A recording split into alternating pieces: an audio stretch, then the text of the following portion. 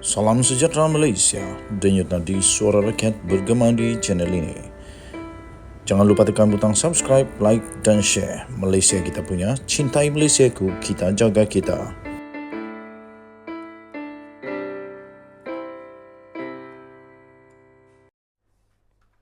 Salam sejahtera Malaysia, denyut nadi suara rakyat bergema di channel ini.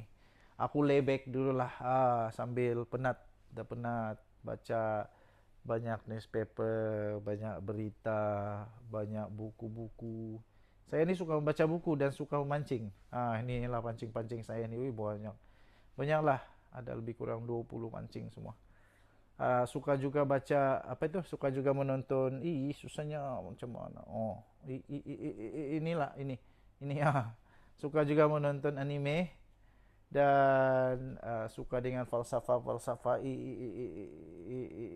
susah ini susah. Okey, terima kasih kerana bersama-sama terus. Baik.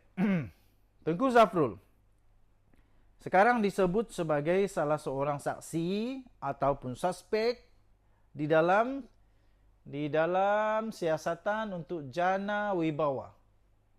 Persoalan yang paling besar sekali lagi ialah perlukah Tengku Zafrul untuk letak jawatan? Sebab kalau dulu-dulu pernah disuarakan oleh BN UMNO, kalau ada saja masalah terutamanya yang didakwa, lebih baiklah letak jawatan. Kesian sungguh bagi Tengku Zafrul lah kalau betul dia terpaksa diarah untuk letak jawatan. Kesian sungguh kerana dia baru saja dilantik sebagai MKT UMNO.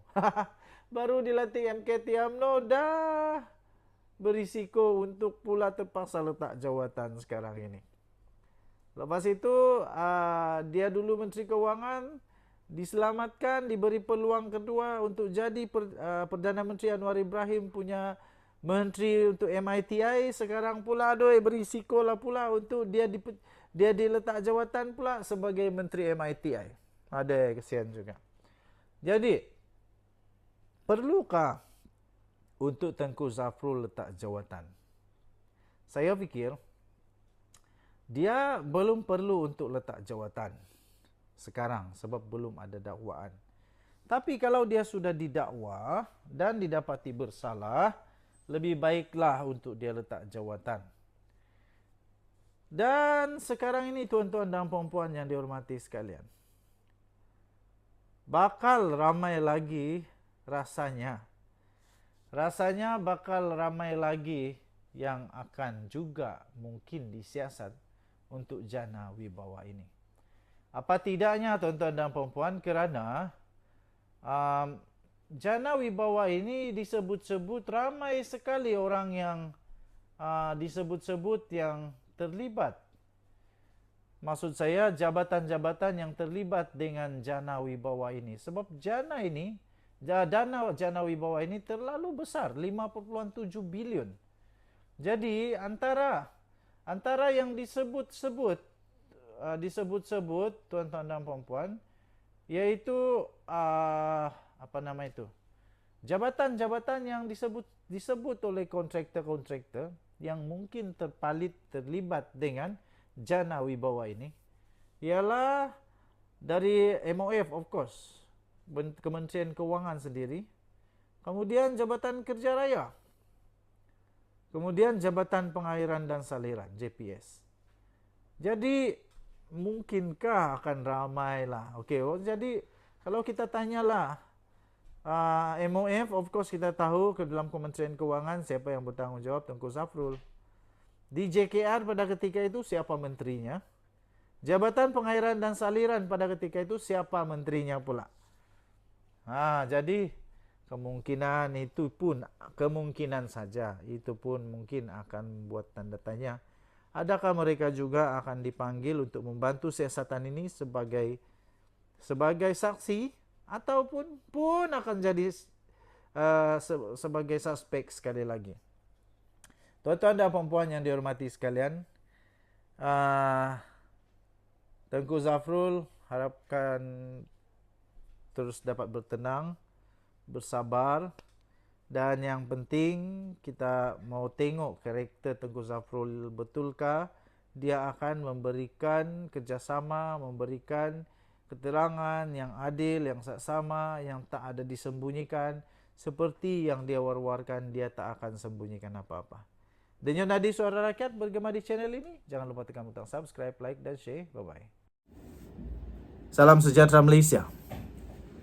Kali ini ada satu lagi pendedahan terbaru yang baru kita terima.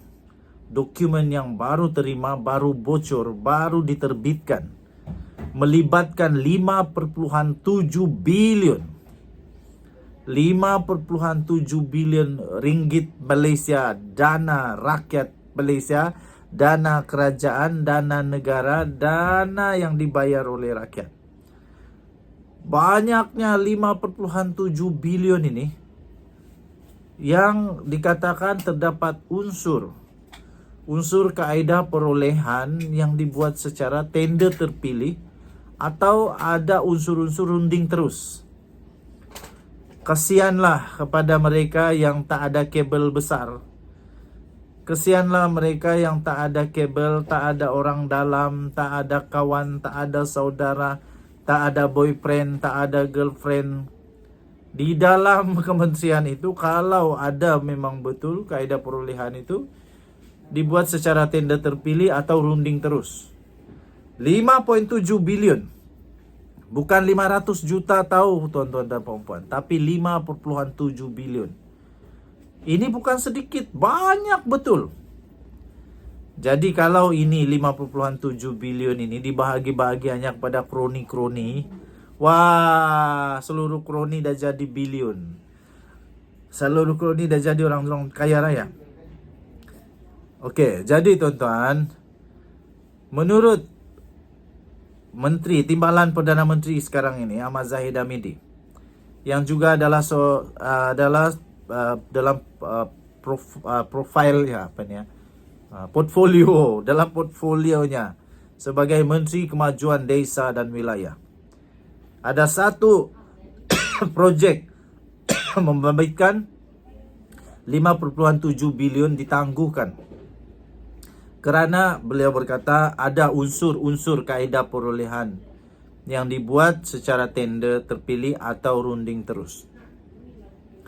Jadi, tuan-tuan dan puan-puan, kita berharap semoga SPRM dapat menangkap jerung-jerung yang tak berperi kemanusiaan ini.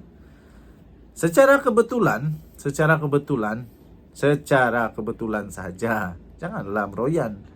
Secara kebetulan sahaja, bekas Perdana Menteri Muhyiddin Yassin, abah kau, telah pun dipanggil oleh SPRM untuk disiasat untuk kes ini, iaitu projek Jana Wibawa. Rupanya kes ini besar, 5.7 bilion. Tetapi Muhyiddin kata dia tak kenal, dia tak pernah dengar, dia tak tahu, dia tak pernah jumpa dengan mana-mana syarikat-syarikat ini. Tapi nanti kalau kantoi lagi bikin malu. Kalau sudah tidak mengaku, kantoi lagi. Jadi tuan-tuan dan puan, sebelum ini Timbalan Perdana Menteri Datuk Seri Dr. Ahmad Zahid Hamidi dilaporkan telah berkata bahawa projek Jana Wibawa itu ditangguhkan pelaksanaannya kerana untuk tujuan meneliti semula sama ada atau tidak berlaku tata cara perolehannya yang dibuat mengikut peraturan, yang tidak dibuat atau dibuat mengikut tata peraturan yang ditetapkan oleh perbendaraan. Jadi kalau tak ikut tata cara, tak ikut undang-undang, tak ikut SOP, di sinilah ramai orang kena jawab. Muhyiddin kena jawab, Zafrul kena jawab, menteri-menteri yang lain kena jawab, dan yang paling penting SPRM akan mengheret mereka-mereka yang berkenaan. Jadi ramailah yang akan makin panas, makin tak boleh tidur. Okey, jadi tuan-tuan dan puan-puan, kita berharap Datuk Seri Anwar Ibrahim akan menjalankan terus tanggungjawabnya sebagai Ketua pemerintah negara Malaysia di bawah kerajaan yang di Pertuan Agong untuk terus reformasi negara Malaysia, hapuskan terus kegiatan jijik, tak baik, tak bermoral, berdosa ini.